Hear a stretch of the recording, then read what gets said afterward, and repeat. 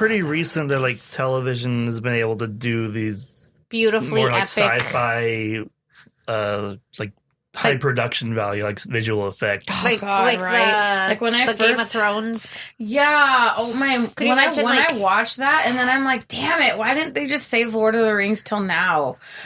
Or no, I would have loved to see Harry Potter as like a Game of Thrones type show minus the sex, you know? Oh, but The Magicians is the adult version of Harry Potter, by the way, because they add sexuality and LGBT in it, and so I'm like, okay, so.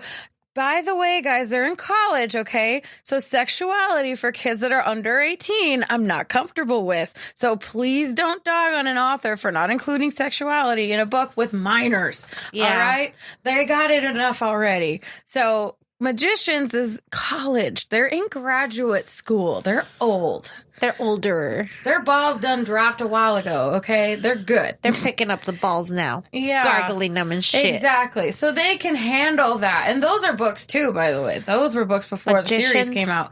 Yeah. And the curses in it, you know. Yeah, it's all like edgy and I kind of like this legit. whole bruja kind of shit right now. It's kind Right. of because when I was a kid, that was such a stigma, like about like talking about like witches, like my and- great grandma that cursed everyone because she was a bruja and she was a black art magic witch. She was old school Puerto Rico. So, I mean, she fucking hated everyone. She would not die because I feel like she was just evil does not Right, rest. Exactly. She hadn't cursed everybody yet, so she had to keep going. But Did she curse you? probably, I felt like she did. So sometimes when things go wrong, I'm like, damn it, great grandma, get the fuck off me. Leave me alone. You But- need to do a limpieza, you know? Oh, I was raised Catholic, so there's all that holy water and stuff. You know? No, you need to, because she's like the old shit. Right, You gotta that's use the true. old shit to get rid of it. Like, you gotta just Yeah. get smacked around with some weird leaves.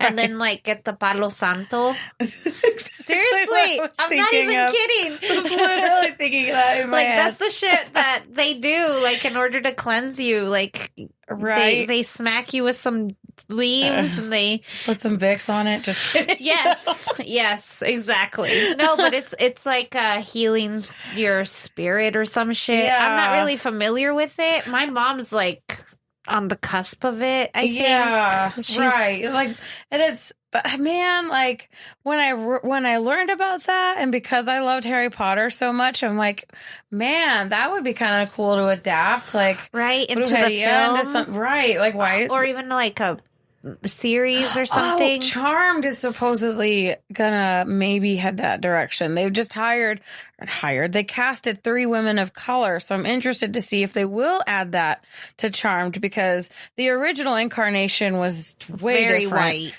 Yeah. Oh, sorry. Is that?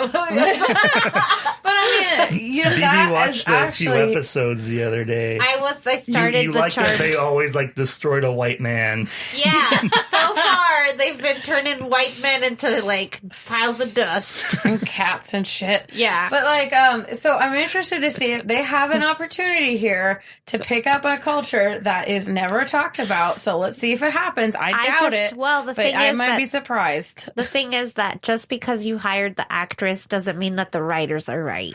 And that's the thing is that writers that are white write these women of color with Super out their stereotypical, culture, right? Yeah. They kind of they strip it. whitewash him. Yes. Right. Yeah, and that's, so- I mean, it's fine if you write and you're white. That's not a problem. It's just that just get off, consult with someone who is that culture, please. No, I'm not. I'm sorry. Like, I love that you want that, but no, I'm at the point where I'm like, no. How about you take a step back, Christopher, Yeah. and let somebody else write. Right. Which is why I love Black Panther so much because it finally proves it.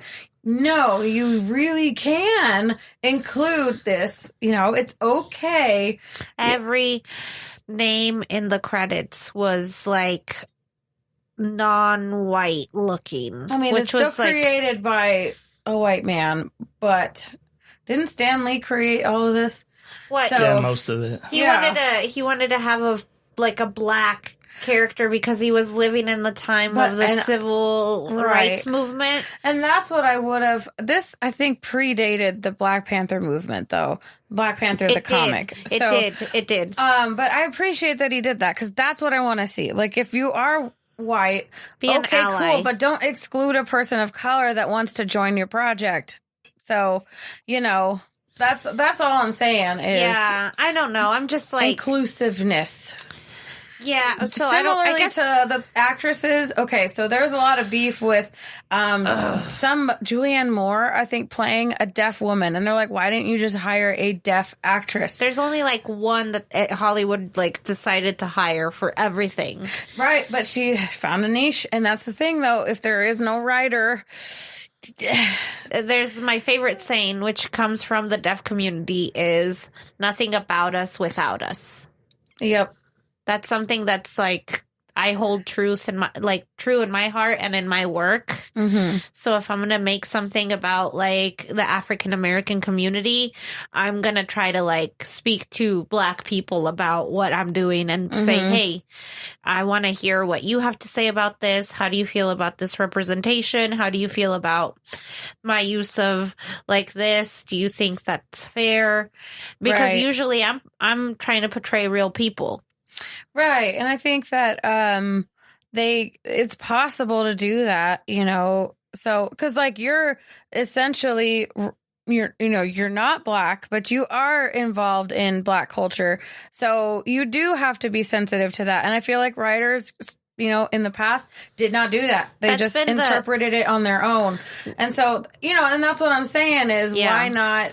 Well, it's the privilege of being the artist who gets to be culturally insensitive. That's something that's definitely common and overused. Right. And I think as the public, we do have to hold them accountable. Just like how you're doing your hair journey, where you're trying to do it ethically for animals. Hard. We should do the same thing when we look at how we're digesting media. Things are changing because when What's Her Bucket with the lips, Scarlett something or other, played an Asian woman, they're like, bitch. whoa, there's so many other Asian women. But the producers picked her. No, it was Emma Stone, and she played a half Asian woman in a film. I was so... There's actually more than that one. Oh, no, though. this is just one example of many. There's literally like BuzzFeed articles about this bullshit. So it's not even like something that like little unknown publications have been written about. It's basically like blackface, yellow face, brown face. I was just thinking about that. It's all of that, and it's wrong, and we don't need to do it because there are plenty of talented young people or old people out there who can do the job. Like the girl in A Wrinkle in Time when she said, "Thank you for not casting me as the best friend," because that was basically saying, I already can see that there is no representation of me as a leading person with value and with a story to tell. And that's, I think, the problem is that they're not seeing people with other stories to tell. And I'm glad that they're recognizing it, but it takes people with our experience though to do that. So Ava DuVernay, the producer, is Black. So she's like, this is my experience. I'm going to make damn sure that this doesn't happen again, because she's promoting that. She didn't pick up a camera until she was 30 years old. Damn.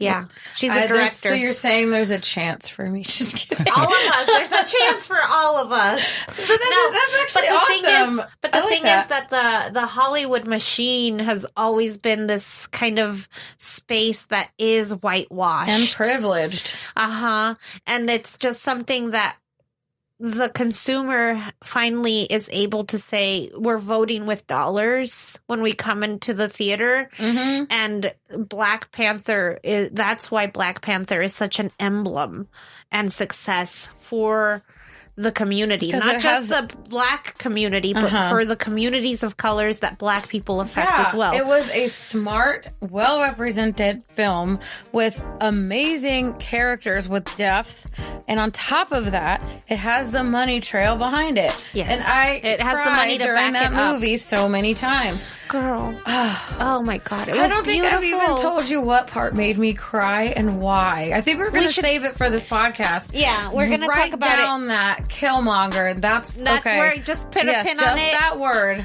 Yes, because we got to talk about that for sure. I need to talk about that for sure. Damn. So, Harry Potter. What? Wait, that was how we started, right? Yeah. Yeah, I was gonna say, this episode's been everywhere. And It's probably going to be our longest one. I think that's just how we are then. Yeah. All right. Yeah. So we'll see you on the next one. Happy birthday. Yeah. And building yeah. anticipation. Yay. All right, just editing this in here at the end. I took the Pottermore quiz, and I found out I'm in Gryffindor, and my Patronus is a magpie. All right, bye, neighbors.